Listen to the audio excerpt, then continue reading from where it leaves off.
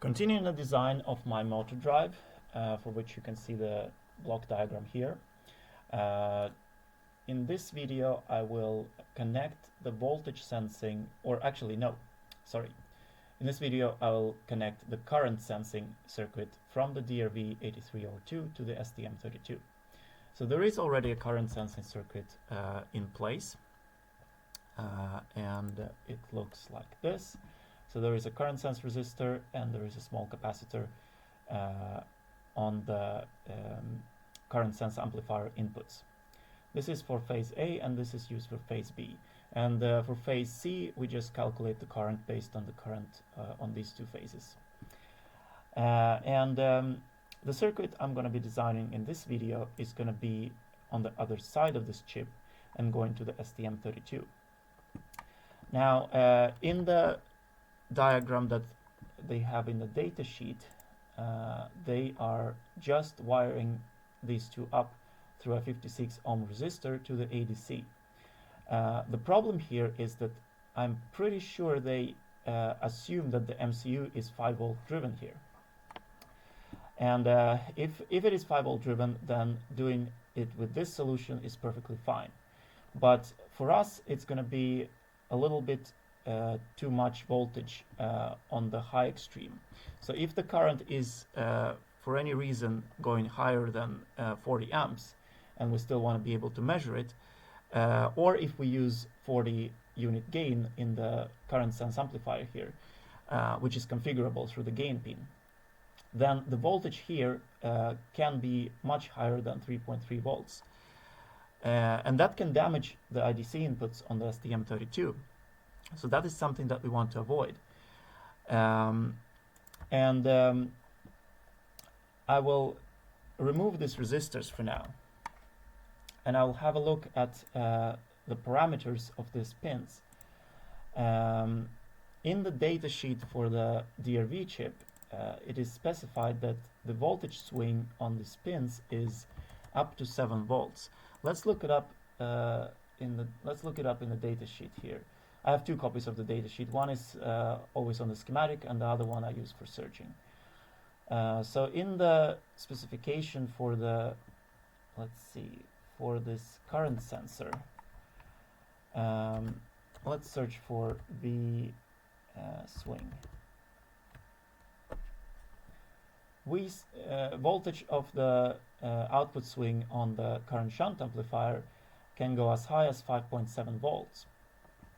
The minimum, the minimum swing is 0.3 volts.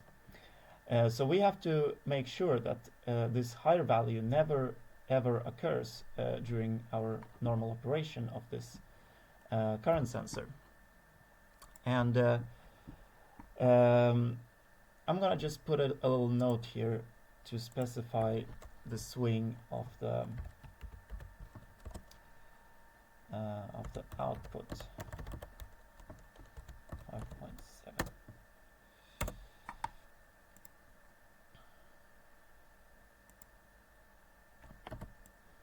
The first thing we can do is determine the maximum series resistance that we can put here.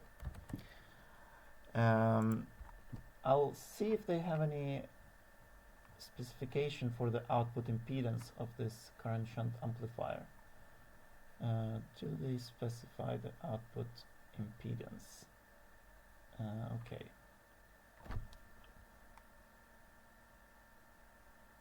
They don't specify it, but what we can do is calculate the maximum, let's see. What we can do is calculate maximum resistance that we can have in front of the ADC without losing precision. So adding any kind of resistor here on this path is going to affect the precision of the ADC due to the input impedance of the ADC. And we can calculate the maximum resistance that we can have without affecting the performance of the ADC. Or rather, more precisely, limiting the error to 1/4 of least significant bit. And the formula they give in the STM32 datasheet is this. So R FA in is the, let's see, maximum external impedance allowed for an error below 1/4 of LSB. And FADC, CADC, and RIADC is specified in the table above here. I think I would probably use 18 megahertz sampling frequency, and I usually, for the current sensing, I would use, I think, one of the lower sampling rates, or rather the fastest sampling rate, but the lowest number of cycles for each sample. And the number of cycles is specified in the SMPR register. So I will use something like 3 or 15 cycles. We can use the value of 3 cycles just so we can get the, let's see, the resistance on the lower end. Let's just open up a calculator. I'm gonna use Octave this time because I find its interface to be much easier to use.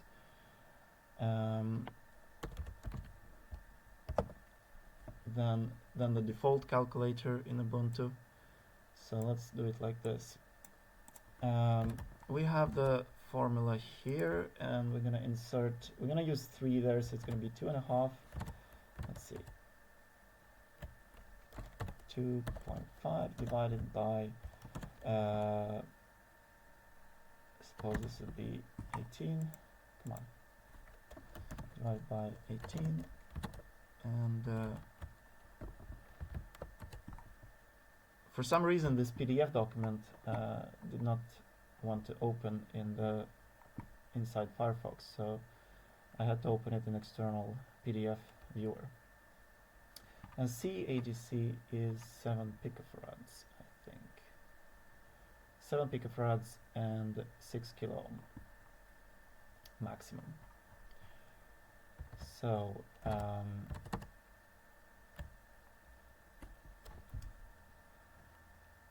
I'm kind of curious if they mean that this value is supposed to be specified in megahertz or in hertz.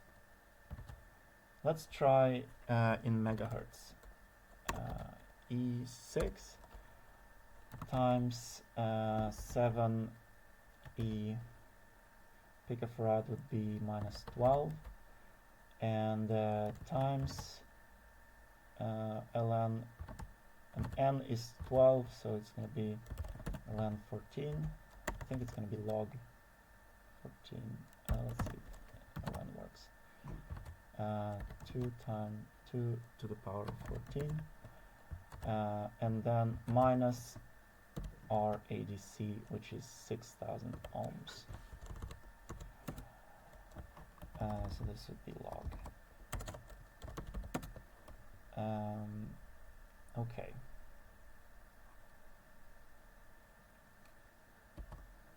Interesting.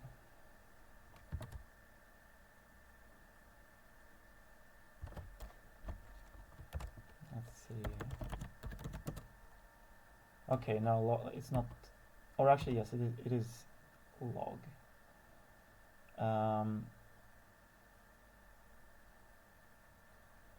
Did I do this right?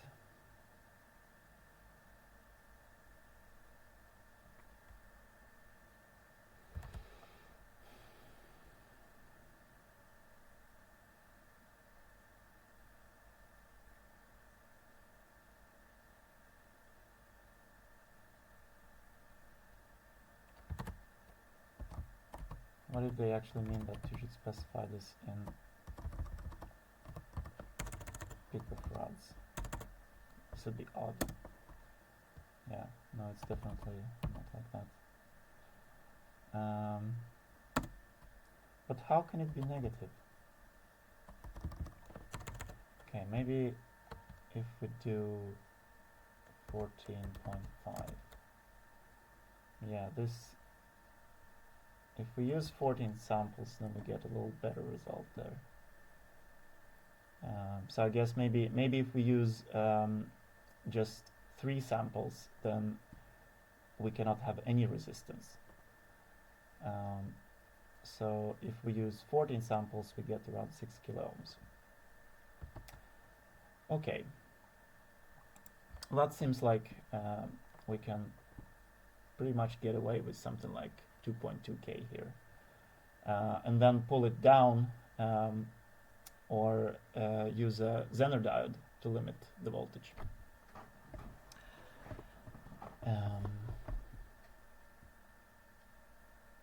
So I don't want to use a voltage divider here because that will be due to the variability of the resistors. Now, not even here, I don't want to use even a voltage divider here because this resistor is extremely precise. And I don't want to distort the signal in any way by using components that have variable precision, even if it's just 1%. For any component that I add along this path, I will be in some way affecting the input signal, and it will vary depending on the PCB. So I want to avoid using any resistors and pulling the signal to ground, and instead I will just protect this signal from overshooting past 3.6 volts.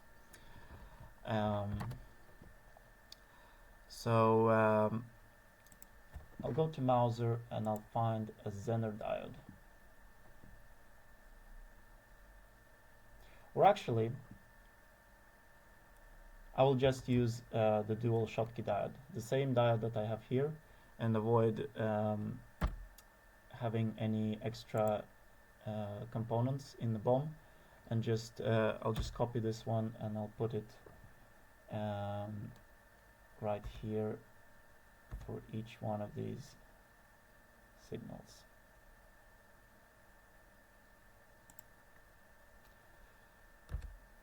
Let's see.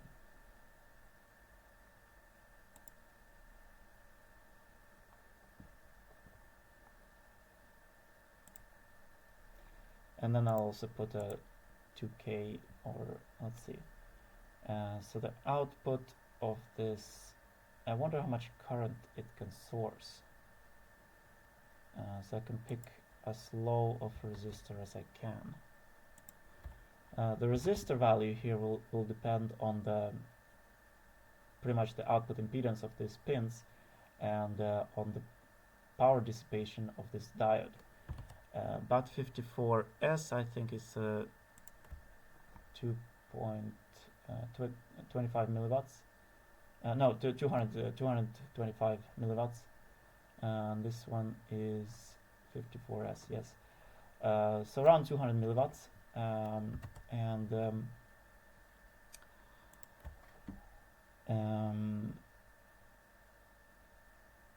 Let's just calculate the maximum resistance here. Let's see, or sorry, the resistance that will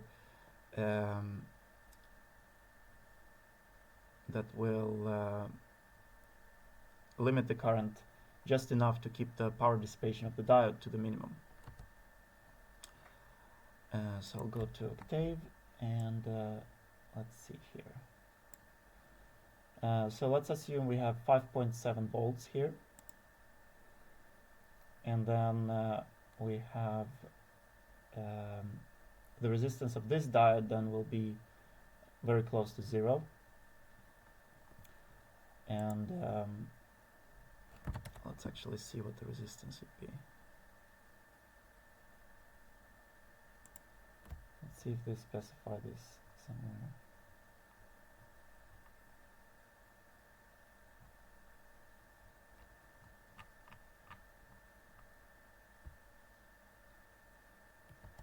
Okay, they specify forward current here, so we have to just keep it below 800 milliamps. And that should be pretty easy. So assuming that the diode is conducting fully, our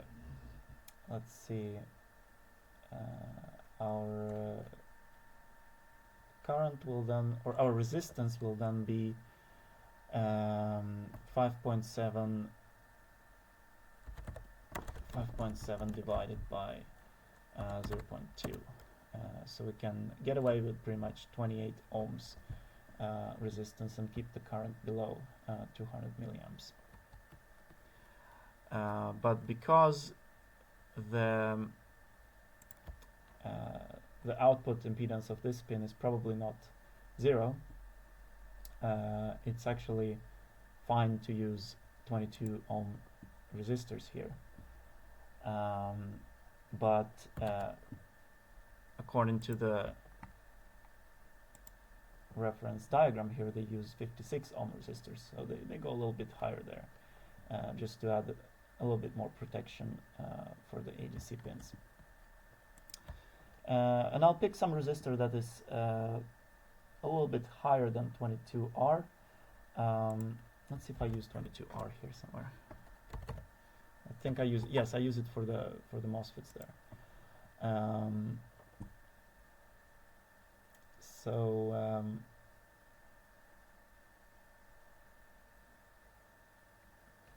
Maybe I'll just go ahead and use 22R because the current on this output is not going to be as high.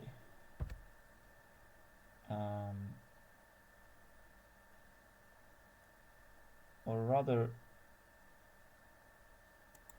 I'm a bit uncertain if 22R will be enough here.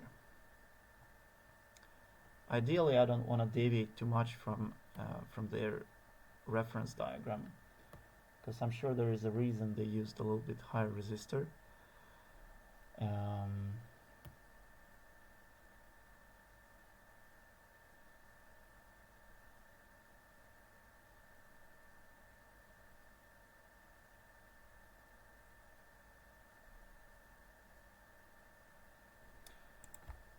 Let's see what other resistors I have already in the library,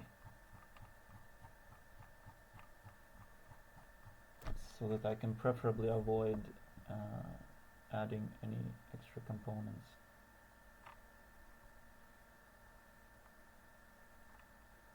Of course, I could put 2 of these in series, but that's also suboptimal, because then I'm adding more error possibly, and I'm adding more components to the BOM.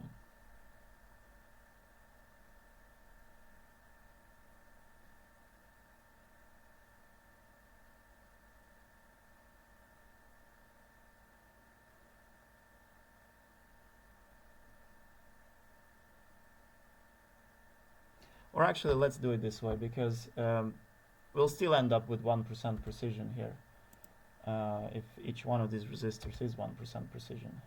So putting just 2 of them like this would solve the issue of possible overcurrent on the diode. Let's see.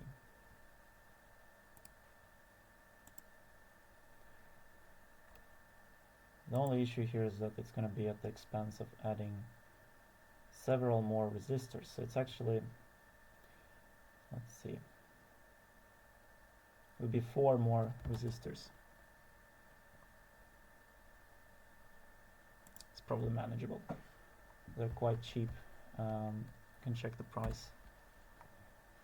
Or actually, yeah. They're not the type that costs 0.087. They're a little bit more expensive than the most common type, but it's pretty manageable still.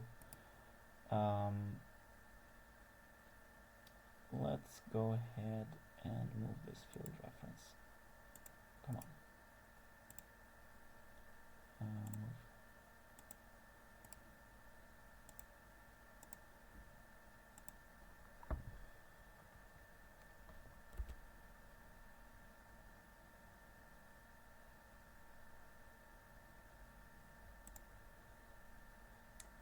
In fact, I'll remove this, and instead I will use a similar diode that I use for USB. Let's see here if I can find it.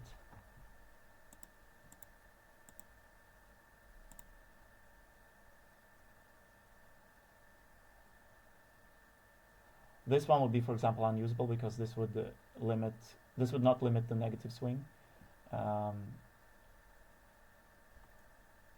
Although maybe we could, if we wire this to, instead of ground, if we wire this to 3.3 volts, this could actually work. I'm a bit curious though. Right. I think that ESD CAN has a rather high breakdown voltage, way too high for this application here, because this one is designed to limit voltages beyond 40 volts, so that the CAN bus receiver doesn't get zapped by the CAN cable. But I have another diode. I had another diode somewhere here that maybe it was a circuit instead. Do I have any USB? Let's see, this one I think. Right.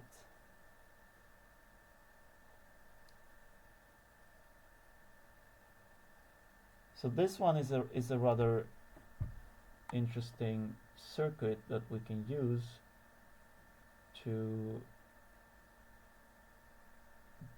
yeah, we can actually use this to limit both of these lines. Now I can just place it here and place this circuit here.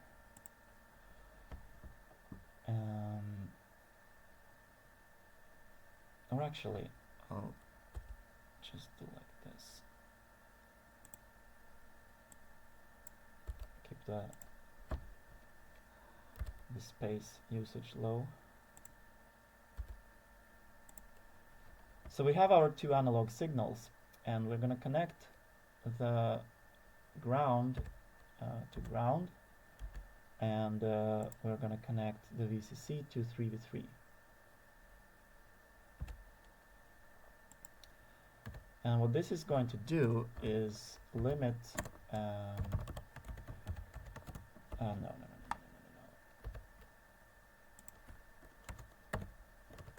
no, come on. Yeah. It's going to limit the voltage on these lines to slightly below ground and slightly above 3.3 volts. So let's run the wire here. Of course, the output here is never going to go beyond ground or below ground, because the swing is specified as basically the smallest swing is 0.3 volts and the highest swing is 5.7, and at the 0 point it's going to be somewhere in between, so it may be like 2.5, 2.4, 2.35 volts, somewhere there.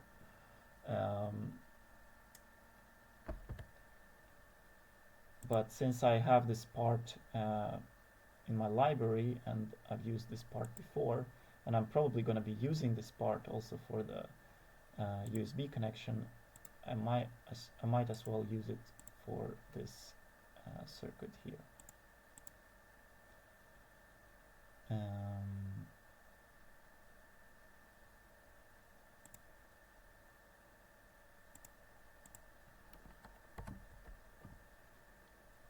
I'm going to move this out.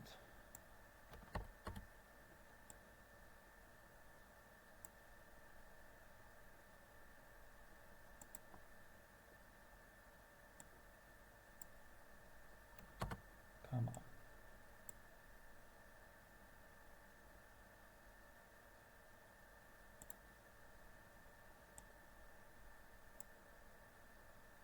I can actually do like this. And then I'll just delete this too.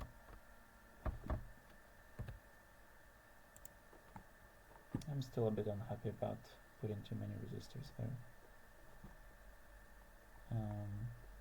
Let's see if I'm gonna have any use for some higher resistance value, which is lower than 60 ohms, somewhere between 22 and 60 ohms. If I have any use for that resistor, then I might replace this little setup with just 2 resistors.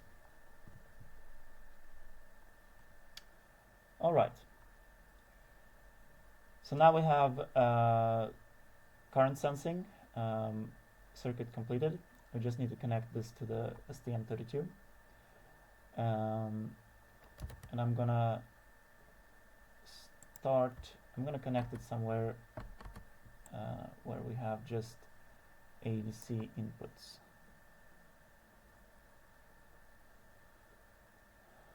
So we have, it's probably going to end up somewhere here, but I don't know exactly where I'm going to be putting it until I have laid out the rest of the schematic, and until I have laid out the more important connections that will use alternative functions. So if I'm going to be placing timer 10 channel 1 here, for example, then I wouldn't be placing ADC 3 channel 4 here. I'll be placing somewhere else. So I don't want to connect these 2 labels yet. I want to wait until I have completed certain other parts of this schematic. I'm going to add a 1 microfarad capacitor between AVDD and AGND. And it's enough to have a 10 volt capacitor. It's going to be, let's see, I think AVDD is higher than 6.3 volts, so we cannot use a 6.3 volts capacitor. We need to use a higher voltage rating for this capacitor.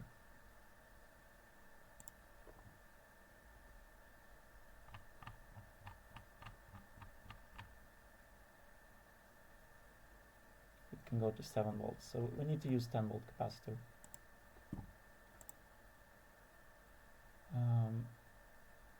Open a new tab here and go to browser.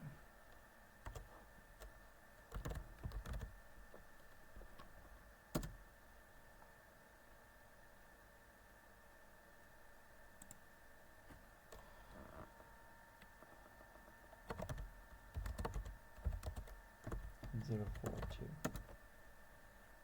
Come on.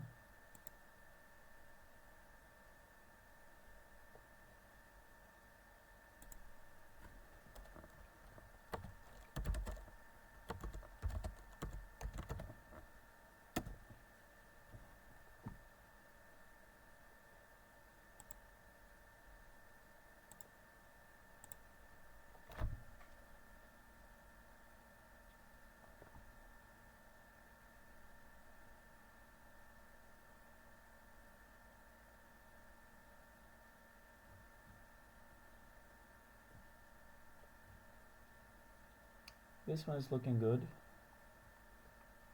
but maybe they have something else we could use. Something that they have in stock.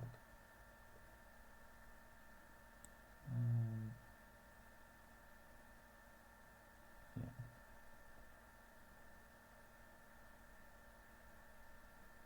Looking like this one is probably the safest bet to use this one.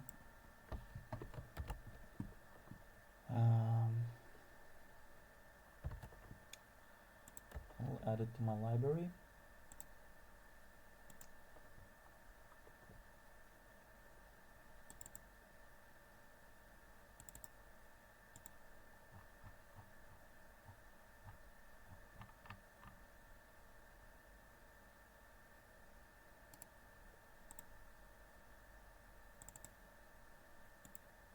By default, when I click on the newly created symbol and choose duplicate, or when I duplicate an old symbol and then click on the newly created symbol, let's see. No, sorry. That when I duplicate the symbol, it still has the old symbol selected, so I have to click on the new symbol, and then I'll just update that. and I will remove the field here, and then also update the label.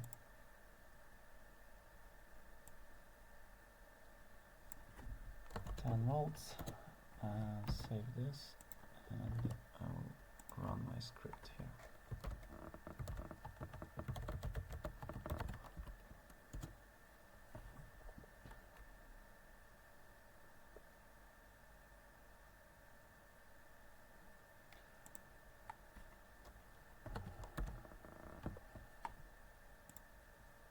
Now it has been updated. You can see there's several million in stock, 19 million. And place this one here.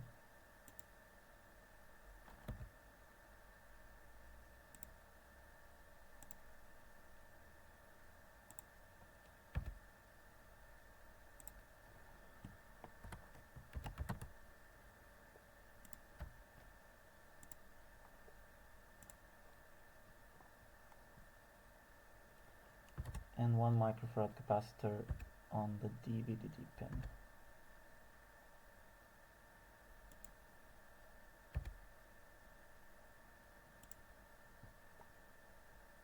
So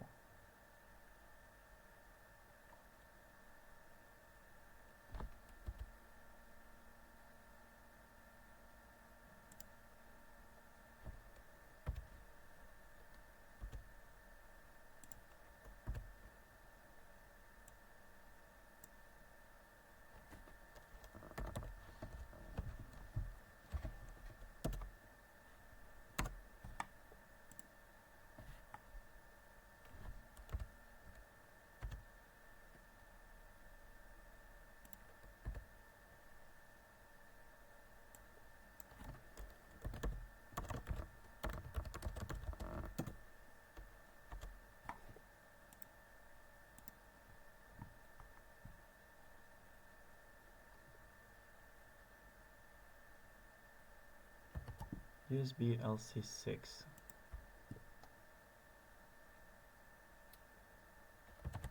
I want to see what the value of that internal Zener or Schottky or TVS diode is.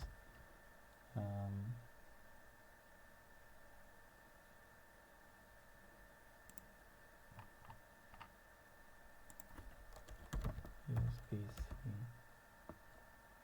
L, no, USB LC6.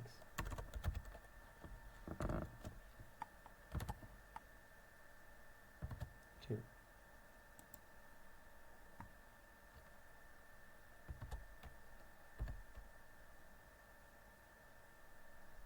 SC, okay.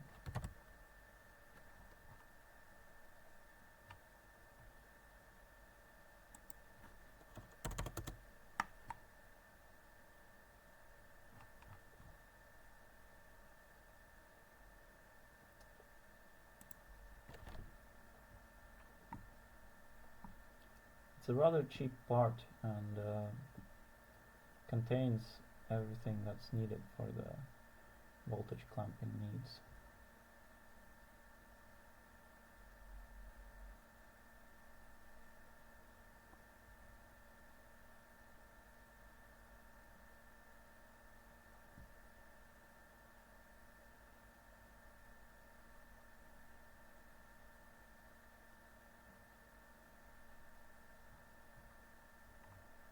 That's very good. High level of signal integrity. So we have a minimal impact on the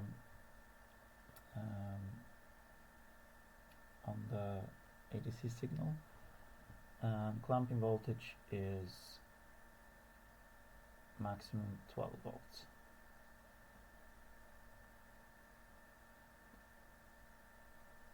Okay. We are never going to have any voltages beyond 5.7 volts. So we are safe there. Very good.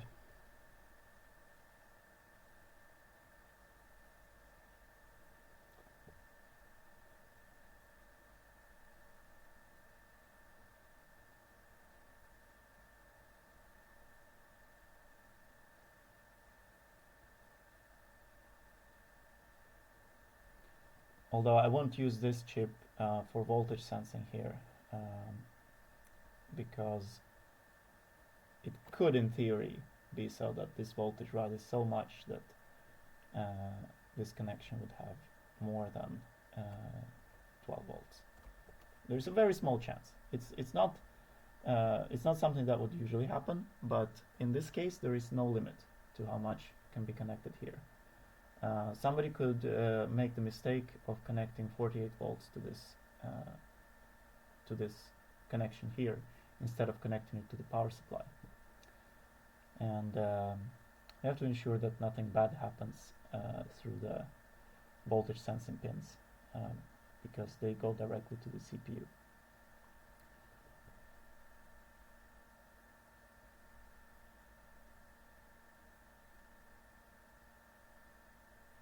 Now,